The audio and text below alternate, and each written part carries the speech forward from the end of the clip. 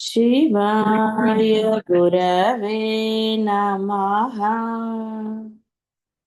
शिवाय गुरवे नमः। शिवाय गुरवे नमः। మహాదేవి మహాలక్ష్మి. కాబట్టి ఇప్పటి నుంచి లక్ష్మీదేవి అంటే మామూలు అర్థం తీసుకోకుండా చక్కగా శుభం కలగ చేసేవాడు ఆవిడని, మీకు ధైర్యాన్ని విజయాన్ని కలిగించే ఆ అమ్మ రూపమే అని మీరు భావిస్తే చక్కగా ఎంతో శుభాలు జరుగుతాయి. ఎందుకంటే అందరూ ఆశించేది శుభాన్నే. ఆ శుభాన్ని పొంది తీరుతారు. మృడప్రియ. మృడము అంటే ఆనందం. ఆనందమే ఆవిడకి ఇష్టం. అంటే తన భక్తులని, తను ఆరాధించే వాళ్ళని ఆవిడెప్పుడూ ఆనందంగానే ఉంచుతుంది. పిల్లల్ని అందరూ కూడా ఆనందంగా ఉంచాలనే మీరందరూ చూస్తారు. కానీ వాళ్ళుంటారా? ఉండొచ్చు, ఉండకపోవచ్చు. అది మీ యొక్క మానసిక స్థితి మీద ఆధారపడి ఉంటుంది. బాధపడాలి అంటే చిన్న చిన్న విషయాలకు గూడా బాధపడొచ్చు. సందేహమేం లేదు. అంటే సంతోషం అనేది కేవలం ఎవరిది వారిదే. అంతేగాని సంతోషం అనేది ఎక్కడి నుంచో రాలేదు. రాదు కూడాను. నువ్వు ఆనందించదలుచుకుంటే ఎక్కడైనా ఆనందించగలుగుతావు. ఎప్పుడు ఆనందించగలుగుతావు అంటే, నీ మనసులో ఎటువంటి క్లేశాలు లేకుండా ఉండాలి. అయితే ఇక్కడ క్లేశాలు ఎప్పుడు లేకుండా ఉంటాయి అనేది జీవుడికి చాలా కష్టం. అందుకని ఇక్కడ మనం ఒక సాధకుడిని గనక తీసుకుంటే, ఆ సాధకుడు తనకి తను ఆరాధించే దైవం ఉన్నది. అక్కడెక్కడ ఉందో లేదో కాదు. ఉన్నది అన్న ఎఫర్మేషన్ వాడికుంటుందో, వాడింక దేనికి చింతపడడసలు. ఒక గురువున్నారు. ఎలా అయితే ఒక పిల్లవాడు తల్లి, తండ్రి అనండి, బంధువులనండి ఎవరైనా సరే అంటే వాడికిష్టమైన వాళ్ళో ఉన్నప్పుడు వాడికి ఏ చింత లేదు. మామూలుగా గూడా ఇంట్లో పిల్లలు ఒక ఏజొచ్చే వరకు గూడా వారికి దేని గురించి పెద్ద ఆలోచన కానీ, దిగులు గానీ ఏముండదు. వాళ్ళు హాయిగా ఉంటారు. వాళ్ళకంటూ ఒక జీవితం ఏర్పడే వరకు అనండి. పోనీ వాళ్ళకి సంపాదన వచ్చే వరకు అనండి చూద్దాం. అలా వాడు ఆనందంగా ఉంటాడు. ఏదో వాడికి కోరుకున్నది లభించినప్పుడు, కోరుకోలేనప్పుడు ఏదో ఉంటాడు కానీ మొత్తానికేంటంటే, అప్పుడు వాడు పెద్ద ఏదో చీకు చింతలున్నాయని పెద్ద ఏమనడు. ఏదో అమ్మ వాళ్ళు కొనివ్వలేదన్న ఒక చిన్న దుగ్ధ ఏదన్నా ఉంటే ఉండొచ్చు గాక వాడికి. అంతే తప్ప వాడికి పెద్దగా ఏది ఉండదు. హ్యాపీగానే ఉంటాడు వాడు. అదే విధంగా అమ్మకి కూడా అట్లా ఆనందంగా ఉండేవాళ్ళంటే ఇష్టంట. ఎవరమైనా నవ్వుతూ ఉండేవాళ్ళ పట్ల ఆకర్షితులమవుతాం. ఊరికే ఏడుస్తూ ఎప్పుడు చూసినా ఏవో కష్టాలు చెప్పేవాళ్ళున్నారనుకో. ఊరికే కష్టాలు చెప్పేవాళ్ళ దగ్గరికి ఎవరైనా ఎళ్తారా? ఎళ్తారా అంటే, వీడు మళ్ళీ మొదలెడతాడురా బాబు అంటారు. అంటే అంత పెద్దగా ఎవరికీ నచ్చదది.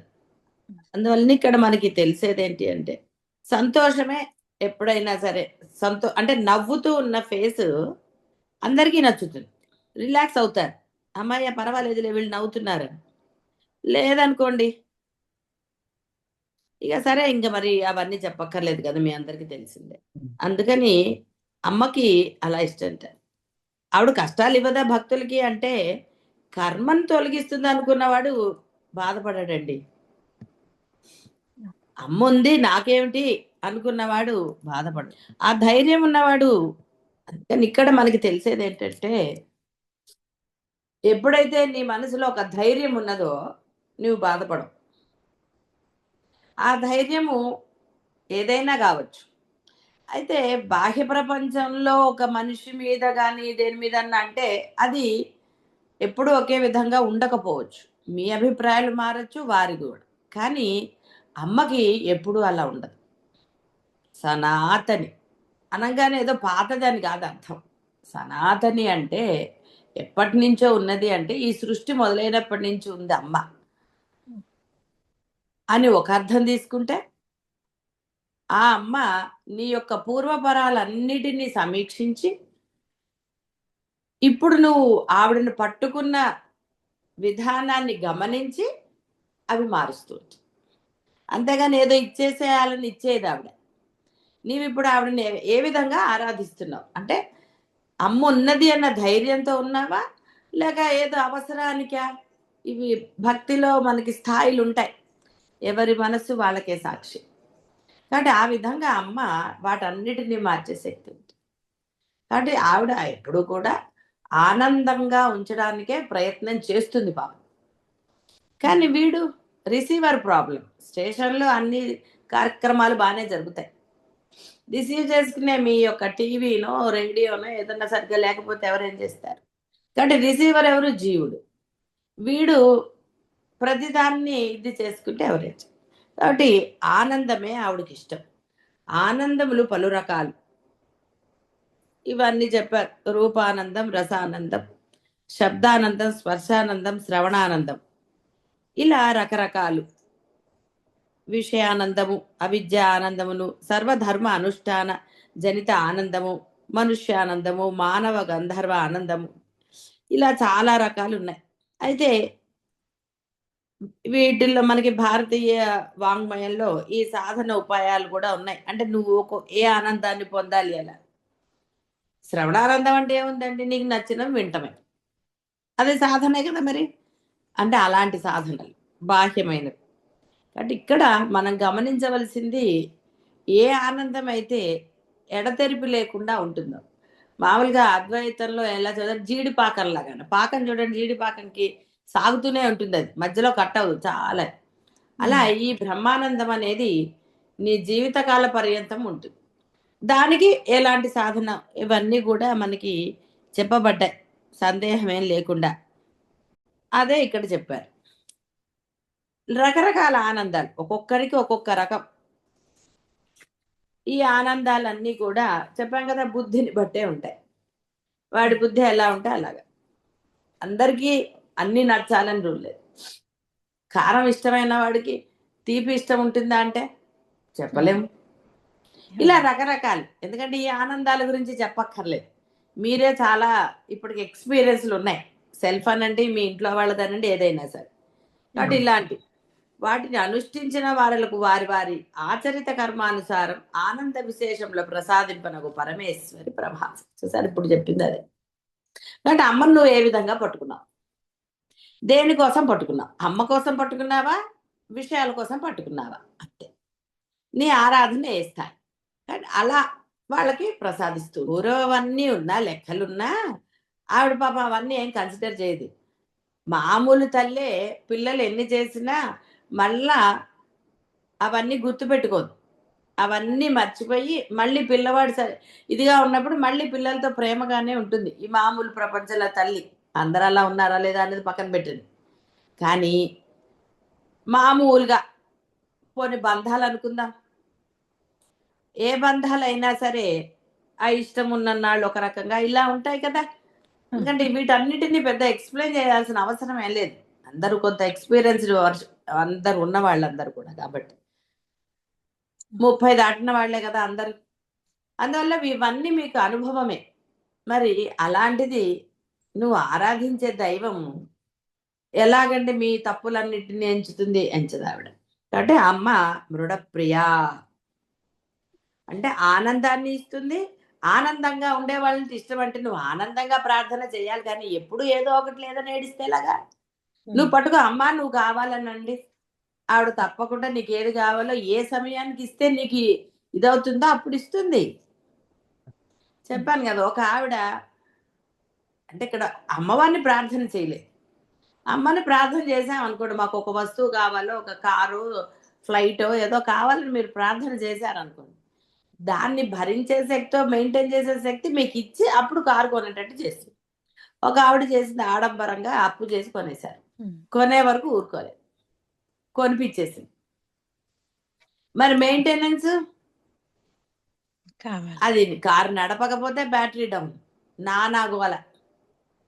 ఏమైపోయింది, మళ్ళీ సంవత్సరం కూడా 6 నెలలకే ఎంత లాస్కి అమ్మాల్సి వచ్చింది. ఎందుకంటే అదే మన హాయిగా అమ్మని ప్రార్థన చేసాం అనుకోండి, ఏ దేని గురించి అయినానండి, అది మెయింటైన్ చేసే శక్తి, దానివల్ల నీకు ఇబ్బంది లేకుండా ఆవిడ ఇస్తుంది. తేడా అదే, నువ్వు అనుకున్న దానికి అమ్మ ఇచ్చిన దానికి. మామూలు బాహ్య ప్రపంచంలో బంధాలు కూడా ఒకరికి అంటే ఒక జ్వరం వచ్చినా లేకపోతే చిన్నపిల్లలు అనుకున్నా తల్లి వాడికి ఏది శ్రేయస్సు అంటే ఏది తింటే వాడికి ఇబ్బంది కలగకుండా ఉంటుంది అదే ఇస్తుంది. జ్వరం వచ్చింది కదా అని ఐస్ క్రీములు పెట్టదు కదా, వాడికి నచ్చ చెప్తుంది. నచ్చ చెప్పినా వినకపోతే కోపడుతుంది, ఇప్పుడు పెట్టను అని.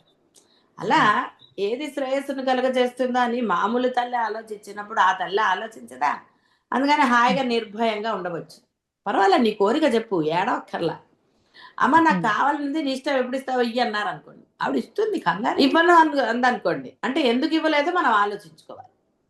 ఎందుకు మనం ఇంత ప్రార్థన చేసినా ఆ అమ్మ మనకి ఆ కోరిక తీర్చటం లేదు అంటే దానివల్ల నీకేదో అపార నష్టం ఉండవచ్చు, నీకెలా తెలుస్తుంది అనొచ్చు మీరు. కాదండి, ఆవిడ అవి తీసేయచ్చు కదా, ఆవిడ సర్వశక్తిమంతి కదా, సమర్థురాలు కదా అని మీరు అనవచ్చు. ఎస్ కరెక్టే, కానీ నీవు ఆ విధంగా పట్టుకోలేదు అని అదే అర్థం చేసుకోవాలి. అంటే అంత డెడికేషన్తో నువ్వు ఆవిడ్ని పట్టుకోలేదు. అంత డెడికేషన్తో మృడప్రియ ఆవిడ అప్పుడు శుభ్రంగా అవన్నీ మార్చి నీకు ఇస్తుంది. లేదు అసలు నీకు మోక్షమే ఇవ్వాలని ఆవిడ నిర్ణయించుకున్నప్పుడు అనవసరమైన లంపటాల్లో పడేదండి ఆవిడ, అస్సలు పడేది. బాగా గుర్తుపెట్టుకోండి, కోరికల్లో తేడాలున్నా మనసులో మీకు అలా ఉన్నా దాని పట్ల మీరేమి ఇదైపోయేటట్టుగా ఆవిడ చెయ్యదు, మనసే ఆవిడ కాబట్టి. ఇలా చాలా రకాలుగా ఉంటుందండి.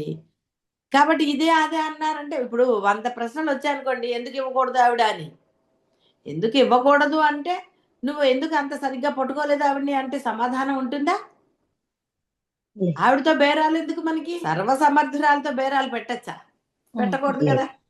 బాస్తో గేమ్స్ ఆడకూడదు కదండి. చెప్పాలి అంతే తప్ప బాస్తో గేమ్స్ ఆడితే ఏమైపోతుంది? ఇక్కడ ఆ అమ్మని ప్రార్థన చెయ్యండి, దోషం ఏమీ లేదు. కానీ అదే మంకు పట్టు లేకుండా అమ్మా అనిపిస్తోంది నీ ఇష్టం అన్నారనుకోండి, నిజంగా అది మంచిదైతే నీ మనసుని ఇది చేస్తుంది, లేదనుకోండి ఆ మనసు మారేటట్టు ఆవిడే చూస్తుంది, గొడవే లేదుగా. కాబట్టి అమ్మ మృడప్రియ, ఏమి దిగులు పడక్కర్ల. మహారూప త్విష పాదాక్రాంతి క్షోభిత శేష పాతాళం విరాట్ స్వరూపిణి అగుట మహారూప. మనం మొన్న విశ్వరూప చెప్పనుకున్నాం కదా, మహాదేవి లాగా ఇది కూడా విరాట్ స్వరూపం, అంటే అంతటా ఉన్నది అని అర్థం. అన్నిటిలోనూ ఉంది, సుఖాల్లో దుఃఖాలతో సహా ఆవిడే ఉంది. ఎందుకంటే నువ్వు ఏడుస్తున్నా నీళ్ళు ఆవిడ ఉన్నట్టే, నువ్వు సంతోషించినా ఆవిడ ఉన్నట్టే. ఆవిడ లేకపోతే నీకు సంతోషం కానీ దుఃఖం కానీ ఎక్కడుంటుంది? కాబట్టి విరాట్ స్వరూపిణి, బ్రహ్మమే స్వరూపంగా కలది, నామరూప సముదాయమే ప్రపంచం. ఈ నామరూపములు అవినాభావ సంబంధం కలవు. రూపములు కలుగక నామములుండుటయు, నామములు లేని రూపములుండుటయు దుర్ఘటము. అవ్యక్తము నుండి మహత్తు, అందు నుండి అహంకారము, దాని నుండి పంచభూతాది రూప శాఖయు ఏర్పడినది. ప్రపంచం నందలి 84 లక్షల జీవరాశులను ఒక్కొక్క రాశికి ఒక్కొక్క రూపము చొప్పున అన్ని రూప విశేషములుండుట సహజం. ఈ సమూహం అంతయు కలిసి మహారూప, సర్వరూప సమిష్టి రూపమే మహారూపం. ఇట్టి సమిష్టి రూపధారిణి ఒకట పరమేశ్వరి మహారూప అనబడుతుంది. కాబట్టి ఇక్కడ ఇంకా సందేహం అక్కర్లా, విశ్వరూపం అన్నప్పుడు మనకి సినిమాల్లో అయితే చూపించేశారు నదులు అలాంటివన్నీ. కాబట్టి ఇక్కడ కూడా అదే, అన్నీ ఆవిడే, నీ ఊపిరితో సహా ఆవిడే, ఏదైనా ఆవిడేనండి. నీకు కనపడినా కనపడకపోయినా, నీకు తెలిసినా తెలియకపోయినా అన్నీ ఆవిడే. నిరూపించుకోవాలంటే నువ్వు బతికే ఉన్నావు కదరా చాలు. ఆవిడ ఉందని ఏమిటండి అంటే ఈ మాట అంటున్నది ఎవర్రా తెలుసుకో అంతే. రమణ వారు చెప్పింది అదే, నేనెవరు తెలుసుకో ఫస్ట్ అన్నాడు. ఏవేవో అడిగితే సరే ఇవన్నీ అడుగుతున్నది ఎవరు అది తెలుసుకున్నా. మామూలు వాళ్ళైతే ఏమిటి ప్రశ్న, నేను ఫలానా అని చెప్పేసుకుంటాడు. ఆ నేను ఫలానాకి ఎక్కడ అంతమేది? మరి అంతకుముందు నువ్వేది? కానీ ఇది చాలా అంటే కన్ఫ్యూజన్ గాను తికమక గాను అనిపించవచ్చుగాక. ఎస్, నేను ఒక చిన్నతనంలో అలా అనుకున్నాను, నేనెవరంటారేమిటి, ఏముంది ఇందులో అని. ఏముంది మనం ఫలానా అని చెప్పుకుంటాం కదా అనుకుని అక్కడికి ఆగిపోతుంది. ఎందుకంటే పరిమితమైన బుద్ధి తికమక పడ్డానికి ఇష్టపడదు, ఇంతకన్నా ఏముందిలే ఏదో అంటుంటారని. కానీ రమణ మహర్షిలాగా కాకపోయినా ఆయన అన్నారు అంటే ఏదో సంథింగ్ ఈజ్ దేర్ అనుకున్నవాడు దాని గురించి నా తపన పడతాడు. ఆ తపనే తపస్సుగా మారి నీకు ఆ నేను ఎవరో నీకే, ఎందుకంటే ఈ నేను ఎవరు అన్నది చెప్పినంత మార్త అంటే ఈ బోధ వల్ల మీకు అర్థం అవ్వదు, అవగాహనకి రాదు, అనుభవంతోటే వస్తుంది. ఎలాగైతే నువ్వు ప్రార్థించే దైవము నీలోనే ఉన్నది అన్నది నువ్వు అనుభవపూర్వకంగానే తెలుసుకోగలుగుతావు. ఎవరు ఎంత చెప్పినా, నువ్వు ఎన్ని స్తోత్రాలు పారాయణ చేసినా, ఏది చేసినా కూడా నీకు ఆ అనుభూతి, అనుభవము లేక ఆనందము కలగదు. కేవలము నీవు స్వయముగా ఉన్నది అన్న ఎఫర్మేషన్ ఇచ్చుకొని నువ్వు ఉండు. నీ బుద్ధిలో ఎలా ఉన్నా సరే అది వదిలేసేయండి, దాని గురించి ఇప్పుడు చర్చ అక్కర్లేదు. కానీ నీవు ఆరాధించే దైవమో గురువో ఉన్నారు అన్న ఎఫర్మేషన్తో నువ్వు ఒక్కరోజు గడుపు, ఆ ఆనందము నీకు అనుభవంలోకి వస్తుంది. దాన్ని నువ్వు మాటల్లో చెప్పలేవు. ఇది అనుభవం, ఎవరికి వారిదే. బోధల వల్ల కేవలం ఒక మార్గం నీకు చూపించబడుతూ ఉంటుంది, ఆ ఆనందం ఏంటో చెప్పబడుతూ ఉంటుంది, ఆ గొప్పతనం అంతే తప్ప అనుభవాన్ని అది ఇవ్వదు. అనుభవం నువ్వు ప్రయత్నపూర్వకంగా పొందవలసిందే. నువ్వు ఆరాధించే దైవం నీలోనే ఉన్నదిరా, ఇంకో చోట ఎక్కడా లేదు. అందుకనే లోపల అంతఃకరణం అంతఃకరణం అంటాడు.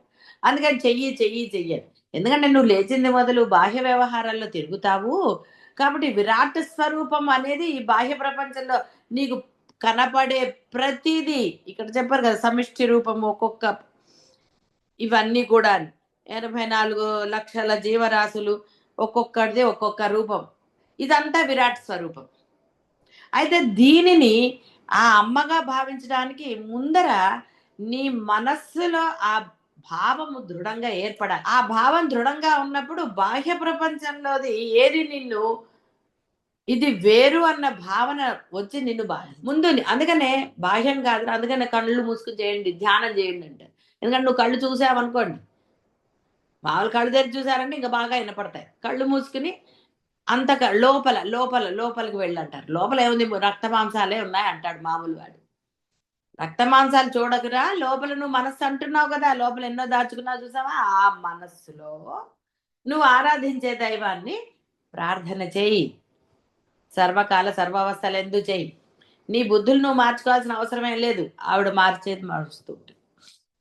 కాబట్టి ఇక్కడ ఆ విధంగా ఎప్పుడైతే నీవు లోపల ఆ దృఢ విశ్వాసం కలిగి ఉంటావో అప్పుడు బాహ్య ప్రపంచంలోని ఈ విరాట్ స్వరూపాన్ని నువ్వు చూడగలుగుతావు, ఆ ఆనందాన్ని పొందగలుగుతావు. లేదనుకోండి, వాడన్నాడు వీడన్నాడు, ఇక ఇదే గోల లేచి, అది ఇంట్లోనా, ఆఫీస్లోనా, బయటనా, ఇంకో చోట ఎన్నో ఉంటాయి. అందరేం హారతులు పట్టరు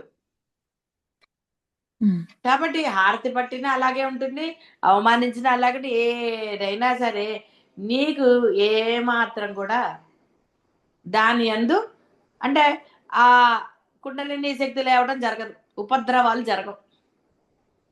ఏమండి భరించాలా అయితే వాళ్ళు అవమానిస్తే అంటే, ఎందుకురా ఆవేశం, నీకే ఎప్పుడు రావాలి ఆవేశం, ఆవిడిస్తుంది, నష్టమేమీ లేదు. కాబట్టి ముందు ఈ సంగతిలో అంటే దీని యందు నిష్ట. ఎలా అయితే రమణ మహర్షి ఎలా నేను నిద్రపోయాను, నిద్రపోయింది ఎవరు, లేచింది ఎవరు, అవంతా ఉంది కదా, అది కావాలంటే తర్వాత చెప్పుకుందాం. అలాంటిది ఆయన ఆ తపన పడ్డాడు, అన్నీ మానేశాడు. ఏమిటిది, సంథింగ్ ఈజ్ దేర్ అని ఆయన తపన పడటం వలన కదా ఆయనకి ఆ సిద్ధి పొందాడు. ఆయన అది తపస్సుగా మార్గం చూపించాడు, ఆయన అరుణాచలం తీసుకొచ్చేశాడు. అలా మనలో కూడా ముందు ఆ స్థితి కలగాలి. కూర్చుని ఆలోచిస్తే మీకేమి తెలియదు ఇప్పుడు, ఎందుకంటే అన్ని తెలిసిపోయాయి కాబట్టి. ఉన్నది అదే అని తెలుసు, రమణ మహర్షి తత్వం తెలుసు, అద్వైతం తెలుసు, ఇలా రకరకాలుగా తెలిసాయి. ఇది తెలిసినందువల్ల ఉపయోగం ఏం జరిగింది, ఏం జరగలేదు. ఎందుకు, ఆచరణ లేకపోవటం వలన. ఆయన ఆచరణ పెట్టాడు, అన్నీ మానేశారు బాహ్యంవి, తపని అంటే తపస్సే చేశాడు ఆయన. కాబట్టి మార్గం దొరికింది, వెంటనే ఆయనకి ఆ యొక్క స్థితి కలిగింది. అదేవిధంగా మీరు కూడా ఎప్పుడైతే వ్యవహారం మానేసి దీని అందే నిష్ట కలిగి ఉంటారో అప్పుడు అనుభవము కలుగుతుంది. విరాట్ స్వరూపం యొక్క దర్శన భాగ్యం అంటారా ఏమన్నది అనుభూత మీకు కలిగి తీర్చుంది, అందులో సందేహం లేదు. మహాపూజ్య మహాపూజ్య బ్రహ్మ మహేంద్రులు అందరి చేత ఎల్లప్పుడూ పూజించబడుతూ ఉంటుంది. పూజలు కూడా చాలా రకాలు, పంచోపచార, షోడశ, చతుషష్ఠి, ఇలా రకరకాల పూజలు ఉన్నాయి, తాంత్రిక పూజలతో సహా. పరమేశ్వరి సర్వదేవత స్వరూపిణి, ఆరాధకుల కామనను అనుసరించి పూజించబడుతుంది. చాలా రకాలు మనకి దేవతలు కూడా బోడు మంది ఉన్నారు. అందరూ కూడా అంటే మీరు శివుడా, రాముడా, కృష్ణుడా, ఆంజనేయ స్వామి ఎవరిని ఆరాధించినా ఆ రూపాలన్నీ కూడా అమ్మే, ఆవిడ యొక్క అంశములే. ఇందాక విరాట్ స్వరూపం చెప్పారు కదా, కాబట్టి దేవతలా కాదు, పశుపక్షాదుల అన్ని రూపాలు కూడా ఆవిడవే. పరమేశ్వరిని పూజించు వారిలే గాన పరమేశ్వరి మహాపూజ్య అనబడుచున్నది. కాబట్టి అందరిలో కూడా అదే కదా జరుగుతోంది. కాబట్టి ఇక్కడ అది మనం తెలుసుకుంటే చాలు, ఇంకా వేరే ఏమి దిగులక్కర్లేదు.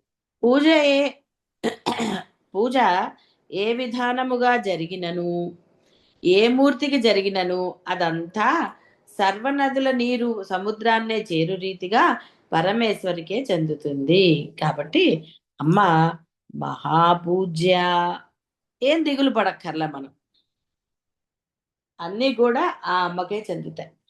కాబట్టి అని మనము ఇక్కడ ఒక్కటి బాగా గుర్తుపెట్టుకోండి మీ అందరూ కూడా, అమ్మ అంటే అనండి అద్వైతమా ఏదైనా సరే, అమ్మ లేనిదే అద్వైతం లేదు, అద్వైతం లేనిదే అమ్మ లేదు, అద్వైతంలోంచి అమ్మ వచ్చింది. ఎందుకంటే నాకు ఆలంబన కావాలి అన్నారు కాబట్టి రూపం పెట్టుకుని వచ్చింది, ఆ రూపంలోంచి రకరకాలుగా వచ్చాయి. కాబట్టి ఇక్కడ ఆ సూక్ష్మాన్ని గ్రహించి ఒకటే పట్టుకోండి, అనేకం పట్టుకుంటే అనేకమైన తలకాయ నొప్పులు. చూడండి, ఇప్పుడు మీరు వ్రతం చేస్తారు, వినాయకుడికి బెల్లం పెడతారు, అవసర నైవేద్యాలు అంటారు, తర్వాత ఆయన్ని పక్కకు తీసి మళ్ళీ వేరే పూజలు, మళ్ళీ వాళ్ళకి వేరే నైవేద్యాలు, మన అదేంటది నవగ్రహాల స్థాపన ఉంటుంది, వాళ్ళకి ఒక రకం, మళ్ళీ ఇది అంటే ఏమైంది అంటే అనేకం వచ్చినప్పుడు అనేక రకాలుగా చేయవలసి, అనేకత్వం ఎప్పుడు అంతే కదా, ఇవి కావాలి అవి కావాలి, అది తమలపాకుల్లో పెట్టే లక్షింతలు బక్కలు ఇవి రకరకాలు కదా. అదే ఏకం అనుకోండి, ఏకానికి ఏం కావాలండి, ఏమి అక్కర్లేదు. మీరు ఒక్కరే ఇంట్లో ఉన్నారనుకోండి, అనేకం కావాలా మీకు, ఏం అక్కర్లా, దేనికైనా సరే, తినడానికైనా సరే, అన్నిటికీ ఎంత హాయిగా ఉంటుంది. అదే అనేకం అనుకోండి కదా, అంటే అనేకత్వము మనకి అనేక రకాలుగా ఇదిగా ఉంటుంది. ఏకత్వం అందుకే ఒకరిని పట్టుకొని, అది దైవం కావచ్చు, గురువు కావచ్చు, లేదా ఉన్నది ఆ పరబ్రహ్మమే అన్నారు కాబట్టి పరబ్రహ్మమే కావచ్చు. డీవియేట్ అవ్వకండి. ఎస్, గురువుల దగ్గరికి వెళ్ళొచ్చు, మీ సందేహాలు తీర్చుకోవచ్చు, అన్నీ చేయవచ్చు, అందులో ఏం సందేహం లేదు. అయ్యో మేము పరబ్రహ్మం పట్టుకున్నా అంటే, ఒకవేళ నువ్వు నిజంగానే పరబ్రహ్మనే పట్టుకుని అదే ధ్యాసలో ఉన్నావు అనుకోండి, మీ సందేహాలు కూడా ఆయనే తీరుస్తాడు. ఎలా సందేహాలు తీరుతాయో అలా ఆయన ఆ యొక్క పరిస్థితులు ఏర్పరుస్తారు. కాబట్టి ఏకత్వాన్ని ఎప్పుడు కూడా చేసుకోండి. ఆ ఏకత్వం మిమ్మల్ని తప్పకుండా స్థిరత్వం పొందేటట్టు చేస్తుంది. ఒక ఉద్యోగం అనుకోండి, అలా చేసుకుంటూ వెళ్ళిపోతాడు, ఆ రిటైర్మెంట్కి వాడికి డబ్బులు అదే. ఇప్పుడు ఇంతకుముందు గవర్నమెంట్ ఉద్యోగాలు అదే కదా, ఇప్పుడు ప్రైవేటు ఎప్పుడు ఏ ఉద్యోగాలు మారుతారో తెలియదు, ఏ గోలో తెలియదు, అన్ని అనిశ్చితి కదా. అదే ఒక దగ్గర ఉన్నారనుకోండి హాయిగా, సరే డబ్బు విషయం అది వేరే అనుకోండి, మామూలుగా చెప్తాం. కాబట్టి ఇక్కడ ఏకత్వం అనేది ఆ సూక్ష్మాన్ని గ్రహిస్తే అప్పుడు ఆ విరాట్ స్వరూపం తెలియబడుతుంది. విరాట్ స్వరూపం తెలిస్తే అదే అసలైన స్థిరత్వం. కాబట్టి మహాపూజ్య, శరీరమందు సప్తధాతువులు, దశేంద్రియములు, ఏకాదశ మనోవృత్తులు, పంచప్రాణవృత్తులు అన్ని కూడా, ఇంద్రాది 33 దేవతలు, వీరందరూ పరమేశ్వర విభూతులే.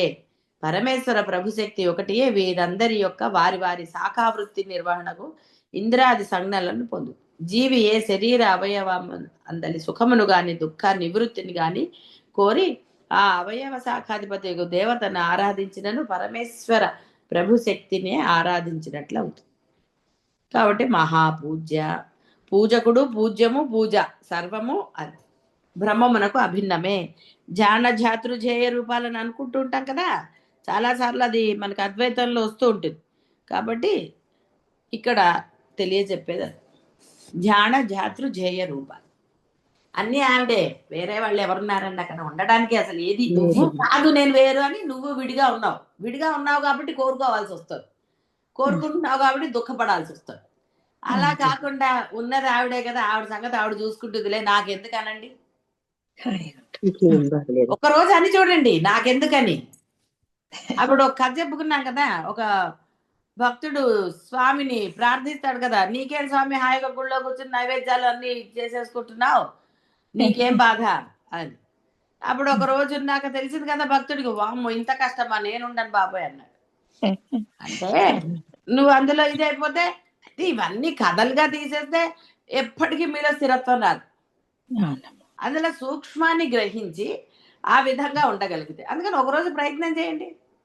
సుమ్మ ఇరు, ఒక్కరోజు మాట్లాడకుండా ఉండలేరా? మాట్లాడకుండా అంటే వ్యవహారం నోరు తెరవద్దనట్లా, వ్యవహారాల్లో ఇంటర్వ్యూ అవ్వకుండా ఉండండి. ఆ రోజుకి ఏది లభిస్తుందో దాంతో ఆనందంగా అందరితో ప్రేమగా ఇలా ఉండి చూడండి. అప్పుడు మహాపూజ్యులు మీరే అవుతారు. విరాట్ స్వరూపం తెలియబడుతుంది కాబట్టి. బట్ ఇక్కడ అన్నిటికీ ఒకటే అర్థాలు ఉంటాయా అలా అంటే, విరాట్ స్వరూపం అన్నా, మహాపూజ్య అన్నా, మహాదేవి అన్నా, సర్వేశ్వరి అన్నా అర్థాలు ఎలా మారుతాయండి? ఎందుకు విడివిడిగా చెప్పవలసి వచ్చింది అంటే, మనం పొట్టుపోయి గురించి చెప్పుకున్నాం. బాగా పొట్టుపోయి ఒట్టిగా పోసేసి వదిలేస్తే అంతా రేగిపోతుంది. కానీ ఏం చేస్తారు, బాగా దాన్ని ఇలా దంచుతారు. అంటే మీకు తెలిసిన వాళ్ళకి పూర్వకాలం నేను చూసా కాబట్టి నేను చెప్పగలిగాను. దాన్ని బాగా దంచుతారు నెమ్మది. సరే ఇల్లు కట్టుతారు కదా, ఏం దిమ్మిసి కొడతారంటారు. గుట్టలు తీసి ఆ పిల్లర్ వేసిన తర్వాత మళ్ళీ మట్టి నింపి మళ్ళీ నీళ్లు పోస్తూ ఉంటారు. ఎందుకు? ఆ నీళ్ళకి మట్టి సర్దుకుని ఇదవుతుంది. అప్పుడు ఆ ఇల్లు స్థిరంగా నిలబడుతుంది. అదే బేస్మెంట్ సరిగ్గా లేకపోతే ఇల్లు ఇదైపోతుంది కదా. ఆ విధంగా నీకు ఆ అమ్మ మీద ఆ అకుంఠితమైన విశ్వాసం అనండి, నమ్మకం అనండి, ఆరాధనా భావం కలగడానికి ఇన్ని రకాలుగా చెప్పబడుతూ ఉంటుంది. అంతే తప్ప ఏమిటండి అని అనుకుంటే ఇంకా నీకు ఆరాధన ఎలా కలుగుతుంది? నువ్వు ఎలా ఆరాధించగలుగుతావు? బాహ్య ప్రపంచంలో మనుషుల్ని పొగడటల్లా అబ్బో వాడింత అదంతా అని, మరి పరమేశ్వరుని పొగడ్డానికి ఏమండి? కాబట్టి ఇక్కడ మనకి అన్నీ ఒకలాగే అనిపిస్తూ ఉంటాయి. బోధ చేస్తున్నప్పుడు కూడా సేమ్ అనిపిస్తూ ఉంటుంది. అనిపించినంత మాత్రాన మనం దాన్ని నిర్లక్ష్యం చేస్తే నీలో మళ్ళా ఈ బాహ్య ప్రపంచమే కలుగుతూ ఉంటాయి. అందుకని ఆ విధంగా వెళ్లకుండా చక్కగా ప్రతి నామాన్ని మనము సంతోషంగా ఆ అమ్మ యొక్క గొప్పతనాన్ని కనుక భావించకపోయినా నమ్మితే చాలు. అమ్మ ఉంది నాకు, ఇంతటి గొప్ప నా అమ్మ నాకు ఉంది, ఇంకా నాకు ఎందుకు, దేని గురించి నేను చింతపడాలి అన్న నిశ్చింత భావాన్ని పెంచుకుంటూ వెళ్ళండి. స్థిరంగా ఉండాలి. పొట్టుపోయిలాగానండి మన ఇంటికి ఎలా చేస్తామో ఇదైతే చాలా మంది బేసిక్గా చూసే ఉంటారు నేను అనుకోవటం. సరే తెలియకపోయినా సరే మీరు ఒక కుండీలో మట్టి వేయాలనుకోండి, ఏదైనా సరే ఏం చేస్తారు, దాన్ని బాగా ఇల్లు అని కాస్త నీళ్లు పోస్తే అది ఇంకొంచెం దిగుతూ ఉంటుంది. లూజ్ వేసిన మట్టి నీళ్లు పోయగానే దిగిపోదు అంటే సర్దుకుంది. ఇక ఆ తర్వాత మీరు నీళ్లు పోసినా పైకి తేలిపోతాయి నీళ్లు, ఎందుకంటే ఇంకా అక్కడ ప్లేస్ లేదు. కాబట్టి ఇక్కడ ఆ విధంగా అమ్మ అలా నిండిపోవాలి మీలో. ఎక్కడ ఇంకా వేరే దానికి ప్లేస్ ఉండకూడదు. అంతా అమ్మే ఉండాలి. ఇంద్రియాలన్నిటిలోనూ ఆవిడే ఉండాలి, అన్నిట్లో ఆవిడే ఉండాలి. అంటే అర్థం ఇక ఆమె తప్ప ఇంకెవరు లేరు అన్న భావం మీలో స్థిరంగా ఉండాలి. అప్పుడు ఇక మరి అప్పుడు అనేదానికి ఇంకా వేరే ఏం చెప్తామండి? ఏం జరుగుతుందో మీకే అనుభూతి పొందుతారు. అది వచ్చేసింది అనుకోండి, అసలు నిజంగా మిగతా నామాలు నేను చెప్పక్కర్లేదు. కానీ ఒక మనం పద్ధతి ఉంటుంది కాబట్టి పూర్తి చేసుకోవాలి. అంటే ఆనందాన్ని పొందుతూ పోవాలి. ఆనందం పెరుగుతుందండి. మీకు అమ్మ మీద ఈ నామాలు వింటూ అమ్మ మీద అపారమైన అనురాగం కలిగితే, ఆరాధన కలిగితే ఒక్కొక్క నామం ఎంత ఆనందాన్ని ఇస్తుందో, చాలా ఆనందాన్ని ఇస్తుంది. చాలా ఒక నామం దగ్గర ఆగిపోతాం కూడా. ఇంకా దానికన్నా ముందుకు వెళ్ళదు బండి. ఎందుకు? భావన అనంతమైపోయింది. అందుకని ఒక నామం దగ్గర ఆగిపోవాల్సి వస్తూ ఉంటుంది ఒక్కొక్కసారి. అంటే ఆ అమ్మ భావన మీలో నిండి నిబిడీకృతం అంటూ ఉంటారు. అయిపోయినప్పుడు ఇంకా ముందుకు వెళ్ళు. ఇంకో నామం రాదు అక్కడికి. ఆ నామం దగ్గర మనసు లయమైపోయి. నది వెళ్ళి సముద్రంలో కలిసాక ఇంకెక్కడికి వెళ్తుందండి? ఇంక వెళ్ళడానికి ప్లేస్ లేదు. లేదు. అక్కడ కలిసిపోయింది. అలా మనము ఆ అమ్మలో లీనమైపోవాలి. అప్పుడు ఇహ స్తోత్రం చెయ్యొచ్చా చేయకపోతే అది వేరే విషయం. అప్పుడు అందుకని బలవంతంగా మనం చూసి చదివి ఏమిటమ్మా ఇలా ఆపేస్తావని అలా జరుగుతుంది. అప్పుడు మనం అనుకోవాలి, ఓహో ఓకే, మనకి ఆ అమ్మ మీద అంతటి విశ్వాసం కాదు. ఆ ఆనందం మీకు లభిస్తుంది, తప్పకుండా లభిస్తుంది. ఏదో కాలక్షేపానికో లేకపోతే చదవాలి కదా, చదివితే పుణ్యం వస్తుందనో కోరిక అలా భావన లేకుండా అమ్మా నీకోసం అనండి. మీరేం భయపడక్కర్లేదండి. అమ్మ నీకోసం అన్నంత మాత్రాన ఆవిడ మీ కోరికలు తీర్చదా, మీకేమి ఇవ్వదా అని అనకండి. ఉన్నది ఆవిడే. ఇంత చెప్పలేదు, పూజించేది పూజ, ఆ పూజించబడే ఇది అన్నీ ఆవిడే అని చెప్పలేదు. కాబట్టి ఇక్కడ 3 అని మనం చెప్పినా 3 ఆవిడే. విడివిడిగా ఉందంతే. ఎలాగైతే చెప్పుకున్నాం కదా, ఒక మనిషి బంధాలను బట్టి ఎన్ని రకాలుగా అవుతాడు. ఇన్ని బంధుత్వాలు ఎలా వచ్చాయి? కానీ వీడొక్కడే. ఏ విధంగా మరి నువ్వే అన్ని విధాలుగా ఉన్నప్పుడు ఆవిడ ఉండలేదా? ఆవిడ ఉండగలుగుతుంది. ఉన్నది ఆవిడే అసలు అందులో. నీకు సందేహం అక్కర్లా. కాబట్టి సందేహాన్ని ఆయన చెప్పినది మళ్ళీ సందేహస్తులు నశిస్తారన్నట్టుగా సందేహం లేకుండా ఆ అమ్మని ఆరాధించండి. ఆ పరమానందాన్ని, విరాట్ స్వరూపం అంటే అర్థం పరమానందమే. ఎందుకంటే ఆ విరాట్ స్వరూపాన్ని మళ్ళీ చూస్తే భయపడతారు. ఇక్కడ అర్థం ఏమిటి? విరాట్ స్వరూపంది అంటే ఆ పరమానందం. ఆహా అంత ఆవిడే ఉంది కదా, ఎంత ఆనందం వస్తుందంటే ఆ భావన మీలో స్థిరమైనప్పుడు ఏది అనిపించదు. ఎంత ఆనందం! ఎందుకంటే ఆనందంగా ఉన్నప్పుడు మీకు ఏమి తెలుస్తుందా? అబ్బో అసలు మనం అంటాం కదా, ఇంకా వాడికి ఏం కనపడదండి పరమానందం అని. చక్కగా ఆ పరమానందాన్ని మీలో స్థిరంగా పొందండి. శుభం భూయాత్.